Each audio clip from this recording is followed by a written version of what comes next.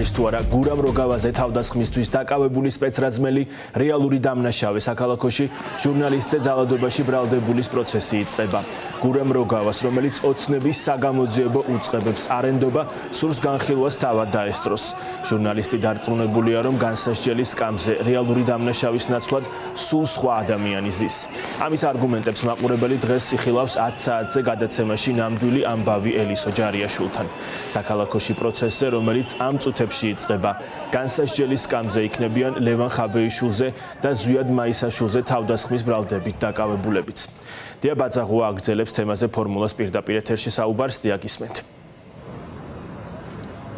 თბილისის საქალაქო სასამართლოში ჟურნალისტ გურამ როგავაზე, პოლიტიკოს ლევან ხაბეიშვილსა და აქტივისტ ზვიად მაისაშვილზე ძალადობით ბრალდებული სპეცრაზმელების პროცესი. სწორედ ამ წუთებში უნდა დაიწყოს. ცოტა ხნის წინ შევიდა საქალაქო სასამართლოში ჟურნალისტი გურამ როგავა, რომელიც დაესწრება პროცესს, ასევე სავარაუდოდ სასამართლოში მოვა აქტივისტი ზვიად მაისაშვილიც. როგორც იცით, პროცესი სავარაუდოდ იქნება კვლავ დახურული, რადგან საქმეს ადევს გრიფით საიდუმლო ადვოკატებს ხელი მოაწერინეს გაუთქმელობაზე, ამიტომ ისინი დამატებით დეტალებზე მედიასთან ვერ საუბრობენ, რაც შეეხება უშუალოდ საქმის დეტალებს და დღევანდელ პროცესს. დღეს იქნება და გაიმართება წინა სასამართლოს ხდომა, სადაც მხარეებმა უნდა იმსჯელონ მტკიცებულებების დასაშვებობასთან დაკავშირებით და დღევანდელ პროცესს განიხილავს მოსამართლე ნატო ხუჯაძე. ამ საქმესთან დაკავშირებით არსებობს არაერთი კითხვის ნიშანი, რადგან წელიწადნახევრის განმავლობაში გამოძიება იყო გაჩერებული და არავითარი საგამოძიებო მოქმედება არ ჩატარებულა, ხოლო მას შემდგომ, რაც 5 მაისს ფორმულას ეთერში ელისო ჯარიაშვილის საგამოძიებო რეპორტაჟი გავიდა მისსავე გადაცემაში, 2 დღეში გენერალურმა პროკურორმა გიორგი გვარაკიძემ ჩაატარა ბრიფინგი, საიდანაც გახდა ცნობილი, რომ 5 სპეცრაზმელს წარედგინა ბრალი სწორედ 3 პირზე ძალადობაში, რაც შეეხება გურამ როგავას, მასზე სავარაუდოდ თავდამსხმელს კიდევ ერთი დამატებითი ბრალი აქვს წარდგენილი, 5-ვე მათგანს ბრალი ედება სამსახურებრივი უფლებამოსილების ძალადობით გადამეტებაში. გურამ როგავაზე თავდამსხმელს კი კიდევ ერთი ბრალი აქვს წარდგენილი, რაც გულისხმობს ჟურნალისტურ საქმიანობაში ხელშეშლას ძალადობით. როგორც გითხარით, ის დაესწრება პროცესს, მან თქვა, რომ არსებობს კითხვის ნიშნები იმასთან დაკავშირებით, მის ეპიზოდზე დაკავებული სპეცრაზმელი არის თუ არა რეალურად მასზე თავდამსხმელი და მას ამ კითხვის ნიშნებს უჩენს ის, რომ მისი თქმით, ფიზიკური აღნაგობა იმ ადამიანის, რომელიც მას თავს დაესხა, არ ემთხვევა იმისას, ვინც არის მის ეპიზოდზე ბრალდებული და დაკავებული. დამატებითი დეტალები თუ რას ფიქრობს ის საქმესთან დაკავშირებით, შეგიძლიათ მისი კომენტარიდან მოისმინოთ.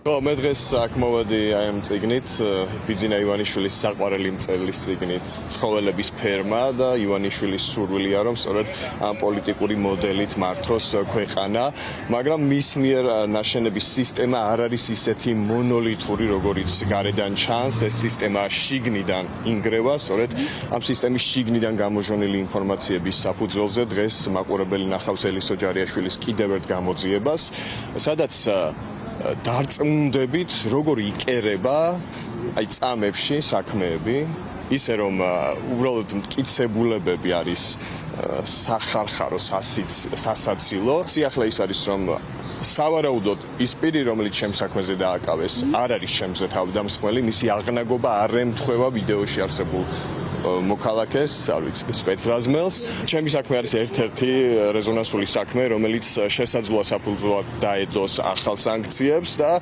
ხელისუფლებამ ჩემი ეჭვით შესაძლოა სადა სწორედ ამის განეიტრალება. ოღონდ სადა არა რეალური გამოძიებით, არამედ ფორმალურად ფასადურად გამოავლინა პირი, რომელიც ისედაც თურმე როგორც ირკვევა პატიმრობაში იყო და მას უთხრეს, რომ აი ახლა შენ ახალ ბრალს ბოდიში ჟარგონისთვის შეიტენი. რაც შეეხება საქმის სამართლებრივ ნაწილს, ხდომის დაწყებამდე ჩვენ ვესაუბრეთ ერთ-ერთი სპეცრაზმელის ადვოკატს დიმიტრი მჭედლიშვილს, რომელიც დეტალებზე სიღრმისეულად ვერ საუბრობს მედიასთან, რადგან როგორც გითხარით, ადვოკატებს ხელი მოაწერინეს გაუთქმელობაზე, სავარაუდოდ ეს სპეცრაზმელები დაესწრებიან დღევანდელ პროცესს. ჩვენ არ გვქონდა საშუალება, რომ გავსაუბრებოდით საქმის პროკურორს, თუმცა იმედია, რომ ამის საშუალება ხდომის დასრულების შემდგომ მაინც მოგვეცემა, რადგან საქმესთან დაკავშირებით, როგორც გითხარით, არსებობს არაერთი კითხვა, მაგალითად რას აკეთებდა პროკურატურა წელიწად ნახევრის განმავლობაში და თუ როგორც აღმოჩნდა შესაძლებელი იყო რამდენიმე დღეში იმ პირების იდენტიფიცირება, რომლებიც არიან სავარაუდოდ ლევან ხაბერიშვილზე, გურამ როგავასა და ზვიად მაისაშვილზე თავდამსხმელები, რატომ არ მოხდა მათი იდენტიფიცირება უფრო ადრე და თუ ეს არის შესაძლებელი, რატომ არ ხდება სხვა მოძალადე სპეცრაზმელების იდენტიფიცირება? შეგიძლიათ რომ მოისმინოთ დიმიტრი მჭედლიშვილის ადვოკატის კომენტარიც. შესაბამისად, მეტ დეტალს ამ საქმესთან დაკავშირებით მიუხედავად თქვენი და საზოგადოების ინტერესსა ვერ გავაჟღერებ. ბატონო დიმიტრი, აღიარებითი ჩვენების გარდა თუ დევს რამე საქმეში? აი, მტკიცებულებებზე ვერ შევალ. აღიარებითი ჩვენების გარდა თუ დევს სხვა რაიმე ტიპის მტკიცებულება? აი, ისევ მტკიცებულებებზე მეკითხებითია და ამიტომ მტკიცებულებებზე ვერ ვისაუბრებ, ვინაიდან როგორც გითხარით, გაუთქმელობაზე მაქვს ხელი მოწერილი. ჩემი დასაცავი პირი თავიდანვე აღიარებდა და თავს ცნობდა დამნაშავედ. რა ეპიზოდს აღიარებს ბატონო დიმიტრი? ის ეპიზოდი, რაც ბრალი აქვს წარდგენა. რა ბრალი აქვს? აი, უკვე დეტალებში შევდივარ და ამიტომ ვერ გეტყვით. ლევან ხაბეიშვილზე თავდასხმა, გურამ არა, ვერ გეტყვით. ვერ გეტყვით მაგ დეტალებს.